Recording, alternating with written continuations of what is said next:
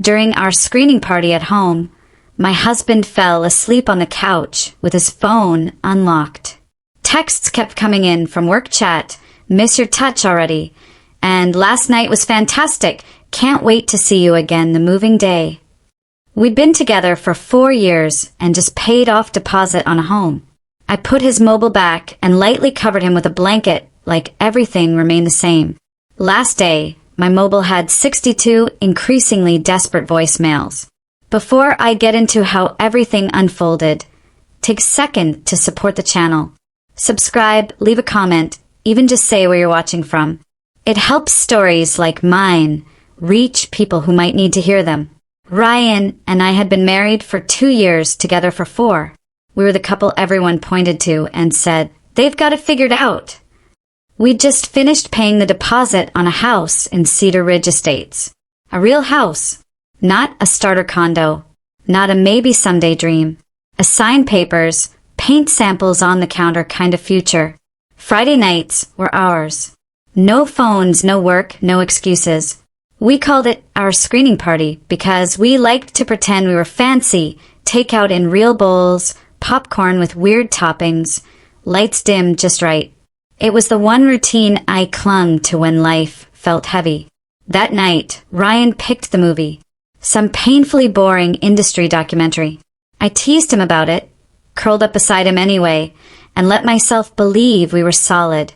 About halfway through, I noticed his breathing change. Deep, slow, gone. I smiled to myself, reached for the remote, and that's when his phone lit up on the coffee table. Once, then again. Then again. I wasn't trying to look. I swear I wasn't.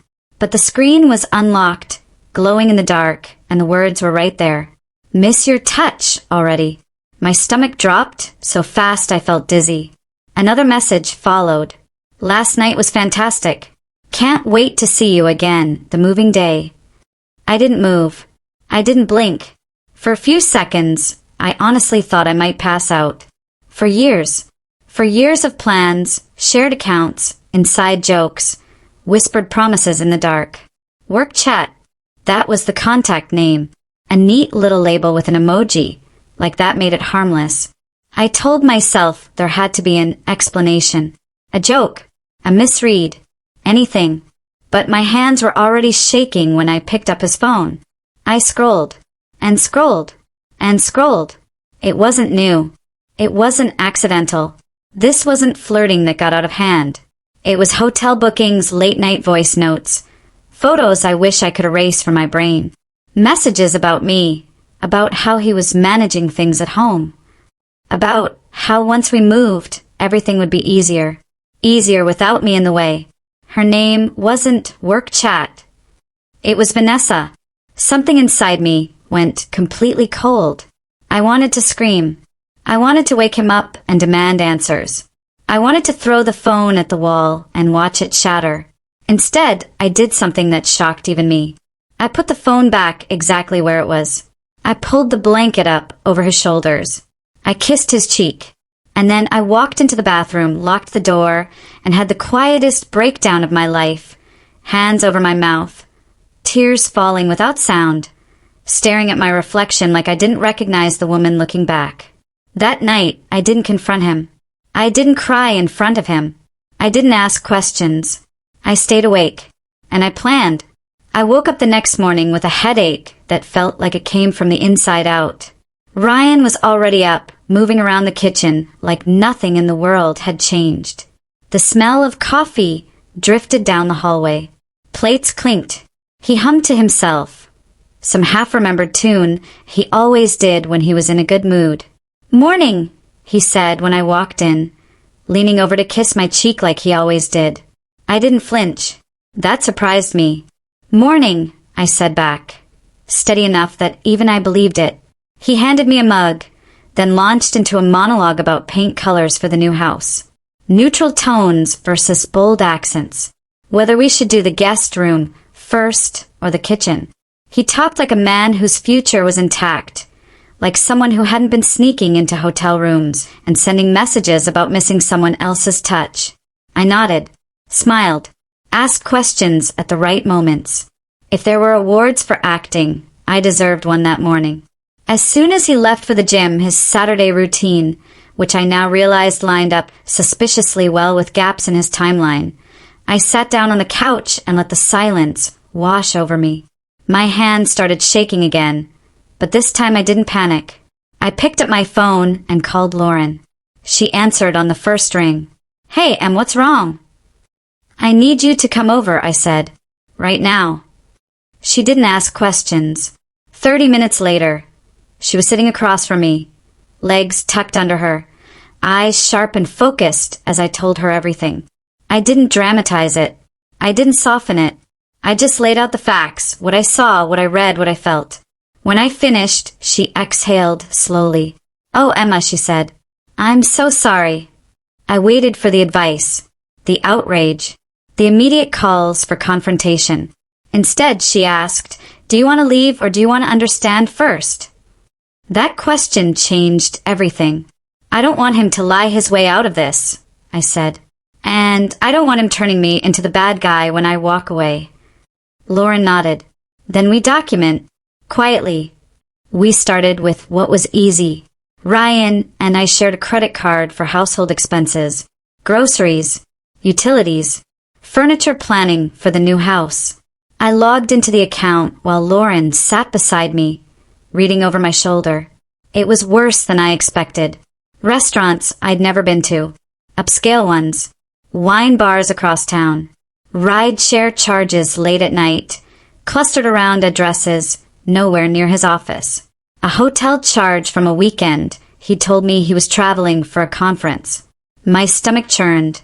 We cross-checked dates, his late nights, his work emergencies, his sudden interest in expensive cologne. The password changes on his laptop I brushed off as company policy. It all lined up too neatly. "This isn't impulsive," Lauren said quietly. "This is organized." That word stuck with me. Organized. Cheating wasn't the worst part. It was the planning, the coordination, the fact that he was actively building a second life while mapping out our first. By the time Ryan came back from the gym, we were sitting on opposite ends of the couch like nothing had happened. Lauren left before he arrived, hugging me tight and whispering, "Call me anytime, day or night." Ryan kissed me hello, sweaty and smiling. "I'm starving," he said. "Want to grab lunch?" "Maybe later," I replied. "I've got some work stuff to catch up on." That afternoon, I watched him the way you watch someone once you know they're lying. Every glance at his phone, every smile he tried to hide, every time he angled the screen away from me. I saw everything. That night, I did something that made my skin crawl. I was the perfect wife. I made his favorite dinner. I laughed at his jokes. I didn't question the texts that made him grin at his phone. I even initiated intimacy, which left me staring at the ceiling afterward, feeling hollow and detached from my own body. I hated myself for it, but I needed time. Sunday morning, I casually mentioned I might have a work conference coming up the following weekend. "Nothing confirmed yet," I said. "Just tentative." Ryan's reaction was instant. "Oh," he said too quickly. "That's great. You should go. You've been so stressed lately." Too enthusiastic. Too eager. I filed that away. On Monday, while he was at work, I did something I'd never done before. I downloaded our mobile carrier's app. We were on a shared plan. I'd never had a reason to look at location history. Now I did. The pattern was undeniable. Every Tuesday and Thursday evening, his phone spent hours at the same apartment complex across town. Not near his office. Not near any client site. I Googled the address. Then I searched the residence. Vanessa Moore. My chest tightened, but I didn't cry. Instead, I opened a new notes file on my phone and titled it Facts. No feelings. No assumptions. Just dates, times, places. On Tuesday night, Ryan told me he'd be late finishing a pitch deck. "Don't wait up," he said, kissing my forehead. "I'll save you dinner," I replied, sweet as sugar. As soon as he left, I sat on the couch and watched the minutes tick by, knowing exactly where he was and who he was with. I imagined them laughing, touching, existing in the space he'd told me was filled with work. That was the moment something in me snapped cleanly in two. I wasn't angry anymore. I was focused. By the end of the week, I'd opened a new bank account in my own name at a different bank. I moved small amounts of money over, nothing obvious, nothing he'd notice. Just enough to know I'd be okay when everything collapsed. I met with a financial advisor during my lunch break, telling Ryan I was grabbing food with a coworker. She confirmed what my gut already knew. I needed to protect myself, especially with the house deposit still sitting in escrow. She helped me draft a letter. I didn't send it yet. Friday night rolled around again. Movie night. Same couch. Same lights. Same ritual. This time, I didn't watch the screen. I watched him. He fell asleep again. Phone clutched loosely in his hand like he didn't even care anymore. I checked. The old conversation was gone. Deleted. But there was a new thread. A different name. Same tone. Same intimacy. Same plans. They were talking about the upcoming weekend. About having the place to themselves. About how nice it would be not to worry about me. I put the phone down and stared at the dark TV screen. My reflection, faintly visible. That was when I made the decision. I told Ryan the conference was confirmed. I'd be leaving Thursday night. Gone until Sunday. He smiled wider than I'd seen in weeks. And I smiled back. Because I already knew I wasn't going anywhere. I was just stepping aside long enough to watch him expose himself completely. By the time Thursday rolled around, I felt like I was living inside someone else's body. I packed my overnight bag carefully while Ryan hovered in the doorway, pretending not to watch me. I chose clothes I'd never actually wear to a conference. Simple, believable. I even tossed in my laptop so the lie would feel solid. "You're sure you're okay, traveling alone?"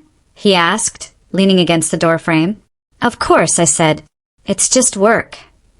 He nodded, relief flashing across his face before he masked it. He kissed me goodbye in the driveway, helped load my bag into the trunk, and told me he'd miss me. The lies came easily to him. That hurt more than I expected. I drove around the block, waited 20 minutes, then turned toward Lauren's apartment instead of the highway. My hands were steady on the wheel. My heart was not. Lauren had turned her living room into what she jokingly called mission control.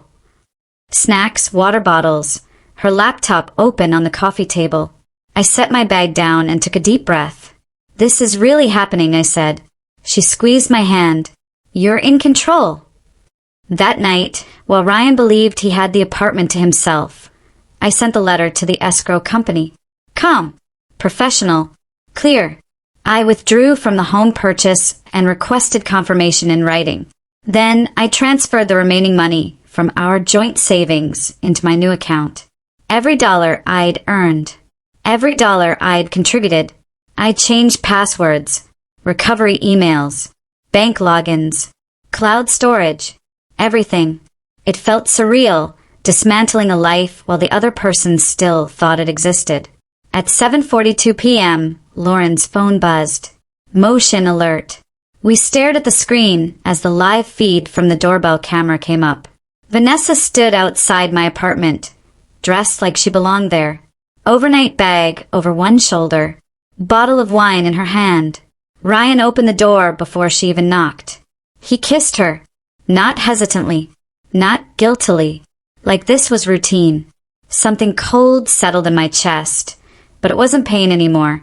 It was clarity. Lauren glanced at me. "Are you okay?" "I'm done," I said, and I meant it. I recorded everything. The way they laughed inside. The way he told her how nice it was to finally have the place to themselves. The way he mentioned me like I was an inconvenience, not a wife. I didn't scream. I didn't cry. I documented. The next morning, while Ryan was at work, I went back to the apartment. I had 3 hours. Lauren brought her brothers to help. We moved fast and clean. I took only what was mine: clothes, personal items, family keepsakes. I left everything that could be disputed. In the bathroom, I found her makeup on my counter.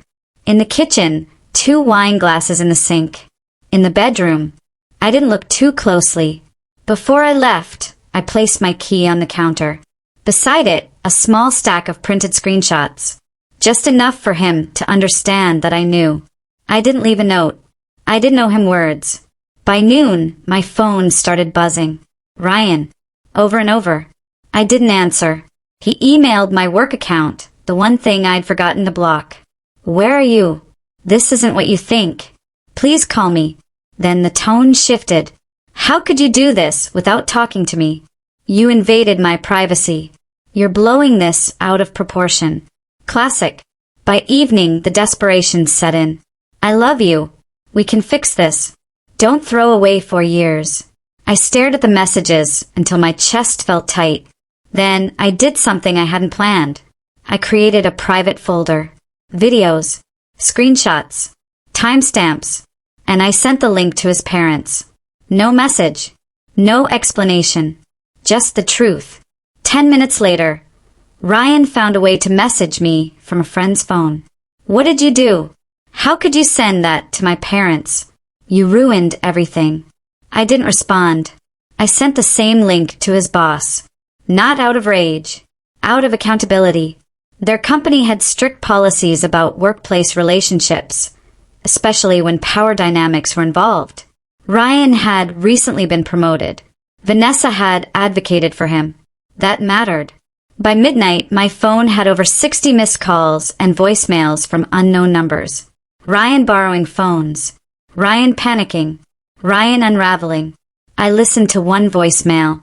You can't just disappear and destroy my life, he said. I deleted it. Saturday morning, Vanessa messaged me on social media. She wasn't apologetic. She was angry. She blamed me for overreacting, for ruining her career, for not handling things like an adult. I blocked her. By afternoon, the story had spread. Friends called. Some supported me. Some said I'd gone too far. I didn't defend myself. I didn't need to. Saturday night, Ryan's mother called. She was crying. She thanked me for telling the truth. She apologized for her son. She said they were devastated. That call broke something open in me, but it wasn't regret. It was release. I turned my phone off for 24 hours. When I turned it back on, the escrow company had confirmed my withdrawal. I'd lose some earnest money, but I was free. Ryan was still trying to reach me. His messages weren't angry anymore. They were begging. And for the first time since this all started, I felt nothing when I saw his name. Because by then, the ending had already been written, and he hadn't even realized it yet. By the time the weekend ended, the silence felt louder than the chaos ever had. I stayed at Lauren's place longer than I planned. Not because I was afraid to go back, but because I wasn't ready to decide what back even meant anymore. The apartment Ryan and I shared wasn't home. It was just a location filled with ghosts. Monday morning, I woke up before my alarm. My phone was quiet for the first time in days.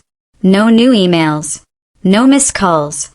No borrowed numbers trying to slip past my blocks. That's when the exhaustion hit. Not the kind you fix with sleep. The kind that settles into your bones after weeks of pretending, planning, smiling through betrayal. I called my office and took the week off. My boss didn't ask questions. She didn't need to. She just said, "Take care of yourself," in a way that told me she knew more than I'd said. That afternoon, I finally went back to the apartment. Lauren came with me, just in case. Ryan wasn't there. His side of the closet was half empty, drawers pulled open and slammed shut in a hurry. The place felt stripped, like someone had rushed through, trying to erase themselves before being erased. I walked room to room slowly. The couch where he'd fallen asleep. The coffee table where his phone had lit up. The blanket I'd pulled over him. I stood there longer than I expected, not crying, just breathing. Then I noticed something on the counter. An envelope. My name, written in his handwriting. I didn't open it. I slid it straight into my bag. Some words don't deserve to be read when they're written too late. The apartment manager confirmed Ryan had requested to remove his name from the lease. I signed the paperwork without hesitation. When I handed over my key, my hand didn't shake. That surprised me. The next few days were filled with small, necessary endings. Closing, shared subscriptions, separating utilities, redirecting mail. Each task felt like clipping another thread tying me to a life that had already unraveled. On Thursday, I ran into him. Not planned, not dramatic. A coffee shop across town. One I used to love before it became our spot. I was journaling, something my therapist had suggested. When I heard my name spoken softly, carefully, like he was afraid it might shatter, I looked up. Ryan looked diminished, unshaven, dark circles under his eyes, clothes wrinkled like he'd slept in them. He stood there unsure, like a guest who'd overstayed his welcome everywhere. "Can I sit?" he asked. Every instinct told me to leave. But another part of me, the part that wanted the story to end cleanly, nodded. He sat down slowly.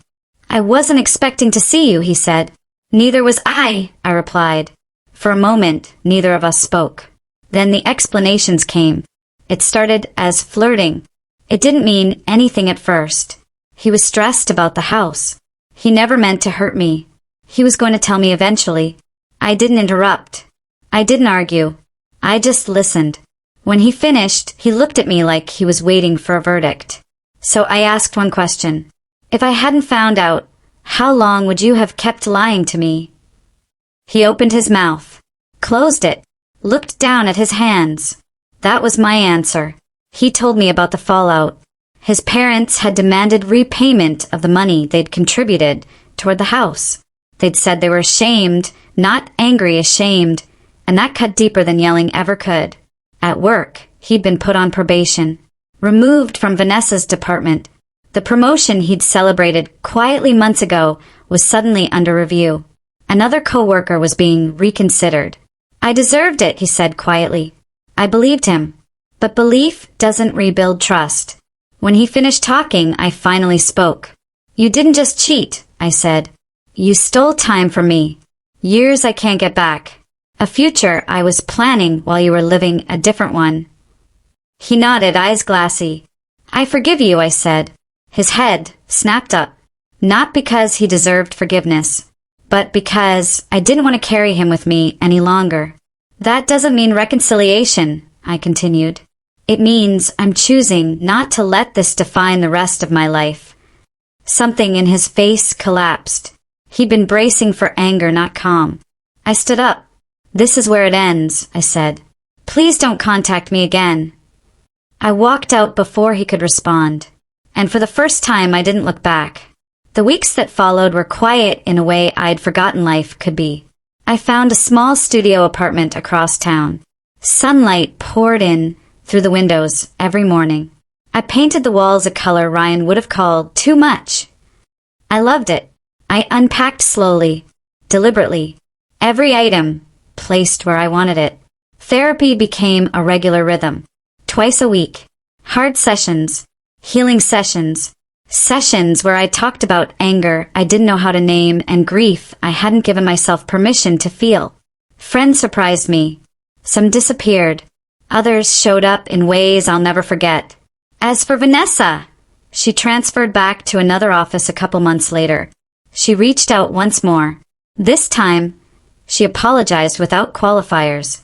I accepted it, not because it changed anything, but because resentment is heavy and I was done carrying unnecessary weight. Ryan moved cities. A fresh start, mutual friends said. Good. Everyone deserves one, even if they have to lose everything to earn it. One afternoon, months later, I found an old birthday card from him while unpacking the last box. To many more years of adventure together. I smiled sadly. Then I threw it away, because the adventure I was on now didn't include him. And for the first time since that screening party, the night my life split in two, I felt something solid settle in my chest. Not bitterness, not revenge, freedom. I didn't realize how quiet my life had become until one morning I woke up and didn't feel the need to brace myself for anything. No checking my phone with a knot in my stomach. No wondering who Ryan was texting. No rehearsing conversations in my head before they even happened. Just quiet. The kind that feels unfamiliar at first. Like moving into a house where the fridge hums differently and the floors creak in new places. At first, it unsettles you. Then, slowly it becomes home. 3 months after I moved into my studio, I took myself out to dinner. Not a sad, self-pity dinner. A real one. I put on a dress I loved, ordered wine without worrying about someone else's budget preferences, and sat at the bar with a book. Halfway through my meal, the bartender asked, "Celebrating something?" I thought about it. "Yes," I said. "A clean ending." She smiled like she understood more than I'd said. Life didn't magically turn perfect after that. Healing wasn't linear. Some days I felt strong and light, like I'd escaped something dangerous without realizing how close I'd come to the edge. Other days, grief would sneak up on me in small, stupid ways. Passing a furniture store we'd planned to visit, hearing a song we used to play on road trips, finding a popcorn kernel under the couch cushion. But the difference was this: the grief didn't own me. It passed through. About 6 months after everything ended, I got my last message from Ryan. Not a plea, not an apology, not an attempt to explain. Just one sentence. "I hope you're happy." I stared at it for a long time. Then I deleted it, because happiness was no longer something I owed him proof of. Work started to feel different, too. Lighter. I volunteered for projects I'd always been too cautious to take on before. I stopped asking permission where none was needed. My boss noticed. So did I. One afternoon, she pulled me aside and said, "You've changed." I smiled. "I know." I started saying yes to things that scared me. Weekend trips, new hobbies, conversations with strangers.